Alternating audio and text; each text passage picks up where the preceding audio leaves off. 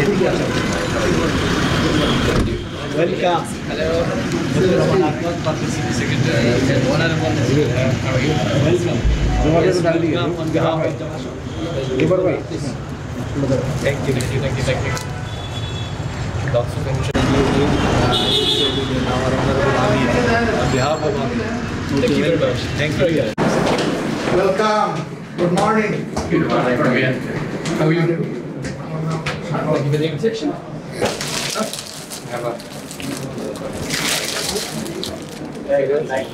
Our interests in Bangladesh, but I think all these issues are good, so we are happy to hear from you and also to identify where we have similar. Just to look after all the Asian countries. So you met your objectives. Yeah, yes. Very good. Easy. Our meeting rooms are very It's boring culture of in comparison. Here it's much more colorful. আপনারা ইতিমধ্যেই আমাদের মতো আমির জামাতের press ব্রিফিংয়ের মাধ্যমে জানতে পেরেছিলেন যে আমরা ইউরোপীয় ইউনিয়নের দাওয়াতে ব্রাসেলসে গিয়েছিলাম এবং সেখানে ইউরোপীয় ইউনিয়নের অন্তর্ভুক্ত বিভিন্ন প্রতিষ্ঠানের সাথে এবং সুইডেন গভর্নমেন্টের বিভিন্ন প্রতিষ্ঠানের সাথে আমরা সাক্ষাৎ করেছিলাম।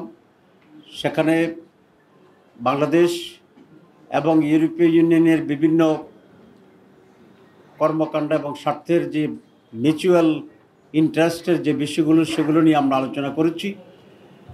বিশেষ করে ইউরোপীয় ইউনিয়ন এবং বাংলাদেশ জামাত ইসলামীর পারস্পরিক সম্পর্ক এবং বন্ধুত্ব সম্পর্ক উন্নয়ন এবং কাজের ক্ষেত্রে সহযোগিতা এবং সহজতা কীভাবে হতে পারে সে ব্যাপারে বিস্তারিত আলোচনা হয়েছে। সেখানে কয়েকটি বিষয় তারা জানতে চেয়েছিল যে জামাত ইসলামীর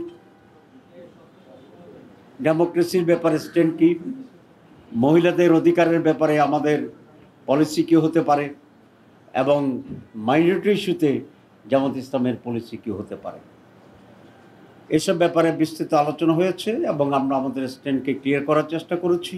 আমরা মনে করি তারা এটাতে কনভিন্সড হয়েছে এবং আপনারা জানেন যে বাংলাদেশের হাইয়েস্ট গার্মেন্টস এক্সপোর্ট হয় ইউরোপের ভিতরে।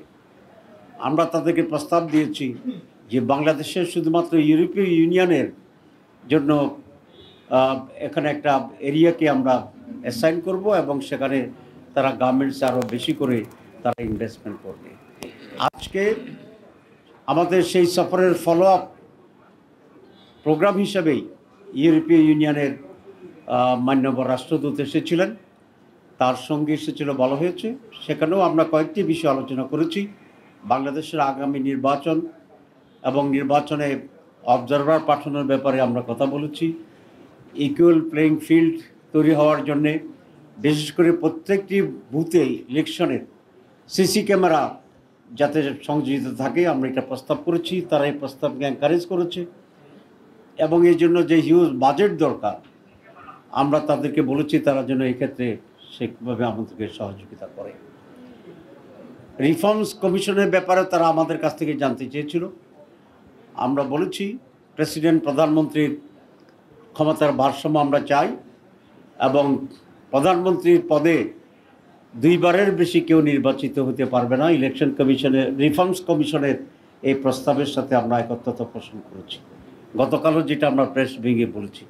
সুতরাং এই সকল বিষয়েই আজকে মূলত আলোচনা হয়েছে এবং তারা বলেছেন তারা বাংলাদেশের সাথে কাজ করবে এবং বাংলাদেশ জামাত ইসলামীর সাথেও তারা কাজ করবে এবং পারস্পরিক আলোচনার ভিত্তিতে আমরা দুই পক্ষই কীভাবে বেনিফিটেড হতে পারি এ বিষয়ে তার আলোচনা অব্যাহত থাকবে। গণতন্ত্র এবং নারীদের বিষয়ে বিশেষ করে আপনাদেরকে কি স্পেসিফিক বিষয় আসলে উত্থাপন করেছেন যে তাদের কোনো কনসার্ন যদি থাকে এবং আমরা এটা শুধু আজকের প্রশ্ন না, আপনারা জানেন যে জামাত ইসলামীর প্রতি 3-4টি প্রশ্ন সকলে জানতে চান। একটা হচ্ছে ওমেন পজিশন জামাত ইসলামীর, টেরোরিজমের ব্যাপারে জামাত ইসলামের স্ট্যান্ড কি এবং মাইনরিটির ব্যাপারে জামাতকে ভূমিকা রাখবে। এই তিনটা কমন প্রশ্ন আমাদের জন্য। আজকাল সেই কমন প্রশ্ন হয়েছে। সুতরাং জবাবও আমাদেরকে স্পষ্ট, কারণ প্রশ্ন তো আউট হয়ে আছে, ঠিক আছে না? আমরা বলেছি নারীদের ব্যাপারে, পুরুষের ব্যাপারে, সকলের ব্যাপারে, যার যার অধিকারের ব্যাপারে জামাত অত্যন্ত সচেতন, দৃঢ় এবং প্রত্যেকে তার রাইটস ভূমিকা পালন করবে।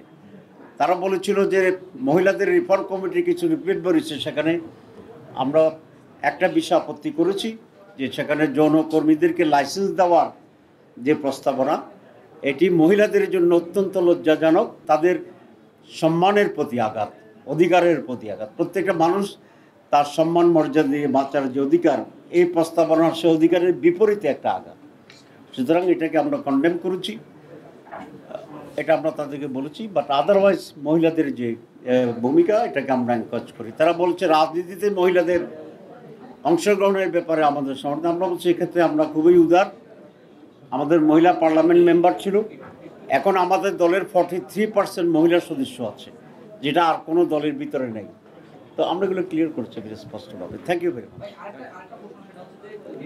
নামাজ কবে নাগাদ হবে সেটা নিয়ে কোনো আলোচনা হয়েছে কিনা, বা তারা কিছু বলেছে কিনা? আপনারা তো নির্বাচনের কবে নাগাদ হতে পারে, তারিখ কি হতে পারে সেটা নিয়ে। না, নির্বাচন কখন হবে এটা তো একটা কমন বিষয়। আমরা বলেছি যে মাননীয় প্রধান উপদেষ্টা যে লাইন দিয়েছেন, টাইম লাইন নির্বাচনের ব্যাপারে, আমরা সেটাকে সমর্থন করি।